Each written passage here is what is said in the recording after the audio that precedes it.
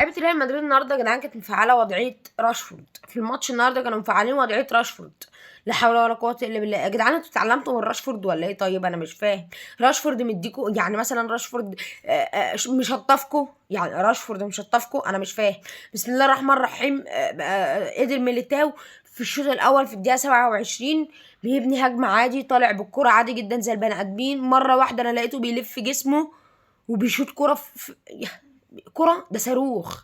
ده مودي زلطة يا نهار طين. ده لو شايطها بايده والله العظيم ما هتبقى بالمنظر ده يا جدعان. ده دقة ايه وحلاوة ايه وقوة ايه ومفاجأة للحارس ايه.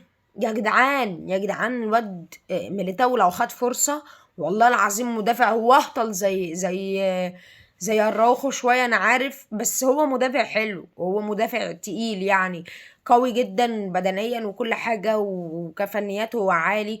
بس هو اهطل شوية انا معاك، بس هو حلو يعني. هو لو خد فرصة هيثبت نفسه هيبقى حلو. الجون التاني ايه يا ابن فايزة؟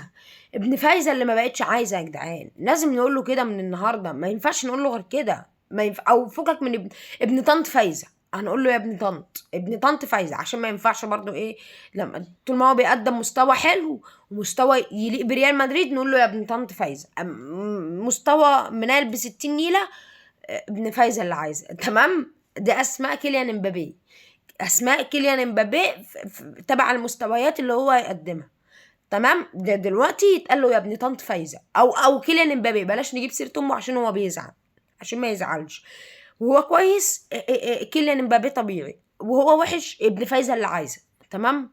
تمام كده. دي اسماء كيليان امبابي. فالنهارده يا جدعان ماتش تاريخي من ريال مدريد. ايه يا اسطى ده؟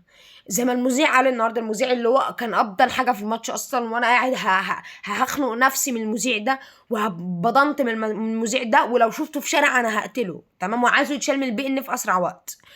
المذيع زي ما قال النهارده هو دي الحسنه الوحيده اللي عملها النهارده في الماتش. قال لك الاهداف اللي شبه هدف كيليان امبابي دي من في المكان اللي جابه كيليان امبابي، الاهداف دي بتتشاط ببطن الرجل ارتو في البعيده. مبابي شاطها في الضيقه في القريبه. فهو دي الحسنه الوحيده اللي المذيع قالها النهارده، وفعلا هو كلامه صح في الحته دي. انما هو باقي الماتش هو اهطل. هو قاعد يبضن ويخلي اللي بيخلف يبقى عقيم طول الماتش. والله العظيم. يعني هي دي شغلته في الحياه، اللي هو يبضن اللي بيسمعه اقسم بالله. فالاداء ده كويس النهارده حلو. ريال مدريد ابتدت تشتغل. تشابي الونسو اسلوب لعبه ابتدى يظهر على اللعب.